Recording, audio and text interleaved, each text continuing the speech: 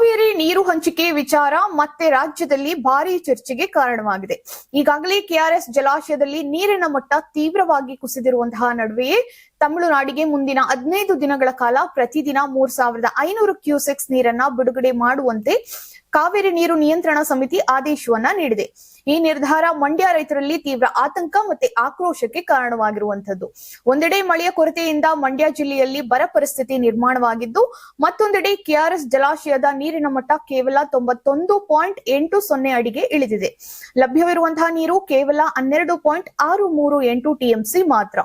ಈ ನೀರಿನಿಂದಲೇ ಮಂಡ್ಯ, ಮೈಸೂರು, ರಾಮನಗರ ಹಾಗೂ ಬೆಂಗಳೂರಿನ ಕುಡಿಯುವ ನೀರಿನ ಅಗತ್ಯ ಪೂರೈಸಬೇಕಾಗಿದೆ. ಇದೇ ವೇಳೆ ಸಾವಿರಾರು ಹೆಕ್ಟೇರ್ ಪ್ರದೇಶದಲ್ಲಿರುವಂತಹ ಕಬ್ಬು ಸೇರಿದಂತೆ ರೈತರ ಬೆಳೆಗಳು ನೀರಿನ ನಿರೀಕ್ಷೆಯಲ್ಲಿದ್ದು, ತಮಿಳುನಾಡಿಗೆ ನೀರು ಹರಿಸಿದ್ರೆ ಮುಂದಿನ ದಿನಗಳಲ್ಲಿ ಕುಡಿಯುವ ನೀರಿಗೂ ಸಂಕಷ್ಟ ಎದುರಾಗುವಂತಹ ಭೀತಿ ವ್ಯಕ್ತವಾಗಿದೆ. ಕೆಲ ದಿನಗಳ ಹಿಂದಷ್ಟೇ ರೈತರ ನಿರಂತರ ಹೋರಾಟದ ಫಲವಾಗಿ ನಾಲೆಗಳಿಗೆ ನೀರನ್ನ ಹರಿಸಲಾಗಿತ್ತು.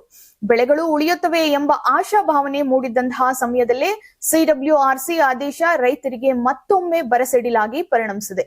ಆದೇಶದಂತೆ ಸುಮಾರು 4 ಟಿಎಂಸಿ ನೀರು ಬಿಡುಗಡೆ ಮಾಡಿದ್ರೆ ಕೆಆರ್ಎಸ್ ನಲ್ಲಿ ಉಳಿಯುವ ನೀರು ಅಕ್ಟೋಬರ್ ವರೆಗೆ ಮಾತ್ರ ಸಾಕಾಗಬಹುದು ಎನ್ನುವಂತಹ ಲೆಕ್ಕಾಚಾರ ಕೂಡ ಹೊರಬಿದ್ದಿದೆ. ಬಳಿಕ ಮಂಡ್ಯ ಸೇರಿದಂತೆ ಬೆಂಗಳೂರಿನ ಕುಡಿಯುವ ನೀರಿಗೂ ಕೂಡ ತೀವ್ರ ಹಾಹಾಕಾರ ಉಂಟಾಗುವಂತಹ ಸಾಧ್ಯತೆ ಇದೆ. ಇತ್ತ ಕರ್ನಾಟಕ ಸರ್ಕಾರ ಈ ಆದೇಶವನ್ನ ಪ್ರಶ್ನಿಸಿ ಕಾವೇರಿ ನೀರು ನಿರ್ವಹಣಾ ಪ್ರಾಧಿಕಾರಕ್ಕೆ ಮೇಲ್ಮನವಿ ಸಲ್ಲಿಸಲು ನಿರ್ಧರಿಸಿದೆ.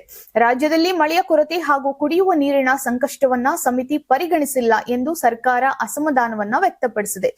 ಇದೇ ವೇಳೆ ಮೇಕೆದಾಟು ಅಣೆಕಟ್ಟು ವಿಚಾರವು ಮತ್ತೆ ಚರ್ಚೆಗೆ ಬಂದಿದ್ದು, ಕೇಂದ್ರ ಸರ್ಕಾರದ ಹೇಳಿಕೆಗೆ ತಮಿಳುನಾಡು ಮುಖ್ಯಮಂತ್ರಿ ಸಿ ಜೋಸೆಫ್ ವಿಜಯ್ ಆಕ್ಷೇಪವನ್ನ ವ್ಯಕ್ತಪಡಿಸಿದ್ದಾರೆ. ಹೀಗಾಗಿ ಕಾವೇರಿ ನೀರಿನ ವಿವಾದ ಮತ್ತೊಮ್ಮೆ ರಾಜಕೀಯ ಮತ್ತು ಕಾನೂನು ಹೋರಾಟದ ಹೊಸ ಹಂತಕ್ಕೆ ಕಾಲಿಟ್ಟಿದೆ.